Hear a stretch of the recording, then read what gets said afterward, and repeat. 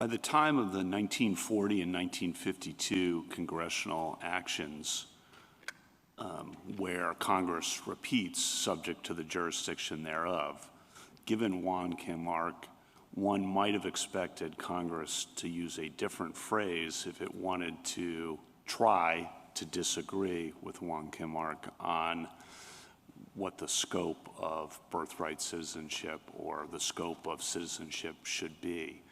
And yet Congress repeats that same language knowing what the interpretation had been. So how are we to think about that? I think baked into that question is an understanding, I think that was reflected in Justice Kagan's earlier question, that everybody understood that Juan Kim Ark meant that, and the history I talked about, I think, refutes that. That really there's a consensus that goes our way for decades and decades after the adoption of the amendment and after Juan Kim Ark on the specific question of the children of temporary visitors.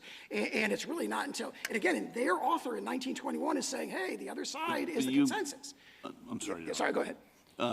But there's executive branch interpretations and others. And if you're in Congress in 1940 and 1952 and you want to limit the scope of Juan Kim Ark or to eliminate ambiguity, why do you repeat the same language rather than choosing something different? For example, you could use the language from the Civil Rights Act of 1866 or some similar formulation if your idea in 1940 and 1952 was to not have ambiguity or not have an overly broad scope. I think if you look at the structure of that statute, where it's 1401A and then B through H, A, and it says these are the people who are entitled to birthright citizenship. A is the constitutional standard, and then B through H are all the categories that Congress has superadded to that. I think the natural inference is that Congress is codifying, which it was consciously doing in 1941, pulling all the naturalization rules and immigration rules together into one statute and said,